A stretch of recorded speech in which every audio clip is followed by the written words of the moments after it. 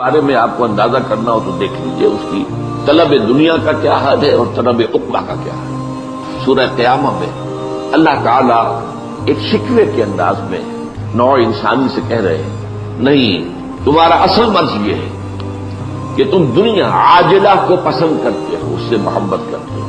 یہی بات سورۃ الاعلیٰ میں فرمائی گئی، اصل مرض تمہارا یہ ہے کہ تم دنیا کی زندگی کو ترجیح دیتے ہو، ترجیح، حالانکہ آخرت بہت بہتر بھی ہے اور باقی رہنے والی ہے۔ دنیا فانی ہے، چند روزہ ہے، اللہ کا ایک دن تو 1000 برس کا ہے۔ آپ اپنی گنتی کر لیں کیا اس کی حیثیت ہے؟ کہ ہمارا دین یہ نہیں کہتا کہ دنیا کو چھوڑ دو، نہیں، لیکن ترجیح دو آخرت کو، اور تمہاری کیفیت وہ ہو جانی چاہیے کہ بازار سے گزرا ہو، خریدار نہیں۔ اسی طرح جو بات ہے بڑے ہی کانٹے کے انداز میں کہی گئی ہے سورہ کہف کے آغاز میں، یہ جو کچھ زمین پر ہے ہم نے اس سے زمین کا بناؤ سنہار بنا دیا ہے تاکہ ہم آزمائیں کہ کون ہے ان میں سے بہتر اعمال کرنے والے۔ یہ امتحان ہے۔ اس دنیا کی زیبائشیں، آرائشیں، آیا آپ ان کے طالب بن گئے؟ دن رات کی محنت و مشقت اسی کے لیے ہے، یا یہ ہے کہ آپ در حقیقت آخرت کے طالب ہیں؟ اور یہ آج کی دنیا میں اپنی انتہا کو پہنچ گیا۔ دنیا اتنی حسین کبھی نہیں تھی جتنی آج ہے، اور ظاہر بات ہے آدمی کھنچتا ہے اس کی طرف، تو اس لیے فرمایا بس یہی امتحان ہے۔ اب اس کے ضمن میں ایک حدیث، یہ حضرت ابو العباس سعد بن سعد الساعدی رضی اللہ تعالی عنہ سے مروی ہے۔ وہ فرماتے ہیں ایک شخص حضور صلی اللہ علیہ وسلم کی خدمت میں حاضر ہوا اور اس نے کہا، اے اللہ کے رسول صلی اللہ علیہ وسلم، میری رہنمائی فرمائیے کسی ایسے عمل کی طرف کہ جب میں اس پر عمل کر لوں تو اللہ مجھ سے محبت کرنے لگے اور لوگ بھی مجھ سے محبت کرنے لگے۔ اب جواب کیا؟ فقال، دنیا میں زہد اختیار کرو، اللہ تم سے محبت کرے گا۔ یعنی دنیا کی آسائشوں، آرائشوں، عیاشیوں، لذتوں، ان سے بچو، کم سے کم ضرورتیں پوری ہو رہی ہیں، بس اس سے زیادہ کی حوث نہ ہو سکتا ہے کہ اگر زیادہ دے دیتا تو میرے اندر اخلاقی طور پر زوال آ جاتا، میں عیاشیوں بدماشیوں میں مبتلا ہو جاتا، تو میرے لیے تو یہ کم جو ہے یہی در حقیقت بہت غنیمت ہے، اسی میں عافیت ہے۔ تو دنیا میں ذوق اختیار کرو گے اگر تو اللہ تعالیٰ تم سے محبت کرے گا۔ اب اس کے ضمن میں 2 اور حدیثیں آپ کو سناتا ہوں، بہت ہی عمدہ۔ حضور فرماتے ہیں، ایک صحابی جو اس کے راوی ہیں وہ کہتے ہیں کہ حضور نے مجھے میرے کندھے سے پکڑا اور فرمایا، دیکھو دنیا میں ایسے رہو گویا تم اجنبی ہو۔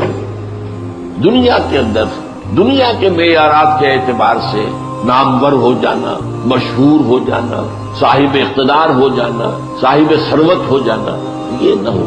دنیا میں رہو جیسے کہ اجنبی، گویا کہ یہ تمہارا وطن نہیں ہے، تمہارا وطن تو آخرہ ہے، تمہارا گھر تو آخرت ہے۔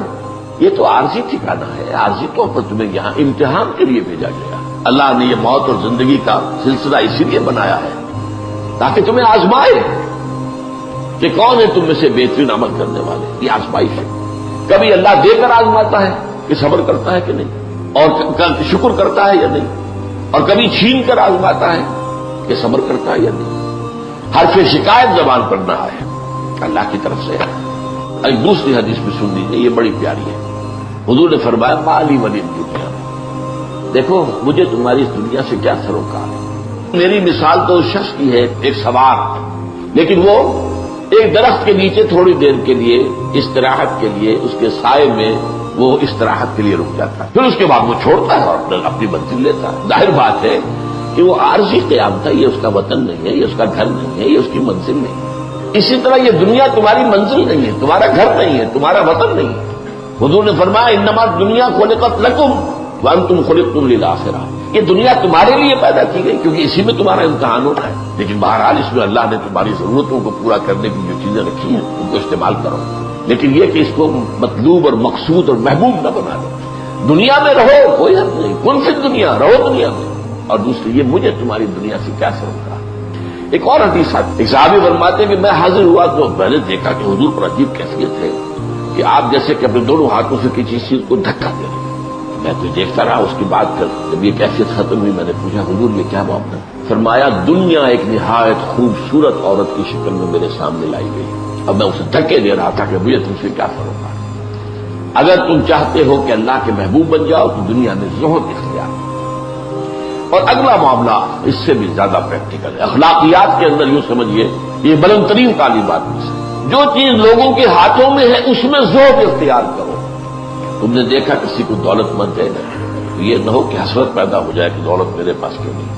اگرچہ رش کرنا حرام نہیں ہے، حسد حرام ہے، لیکن یہ ہے کہ اگر یہ بات آ گئی تو گویا کہ زہد کے صرف خلاف ہو گیا. یہ جو ایک اونچا رتبہ ہے، اگر لوگ سمجھے کہ دولت مند دیکھے کہ یہ آدمی آیا تو ہے میرے پاس، لیکن میری دولت سے تو اس سے کوئی سروکار نہیں تھا، یا تو آیا تھا مجھے کوئی کلمہ خیر کہنے کے لیے، لیکن اس سے میری دولت سے کوئی سروکار نہیں.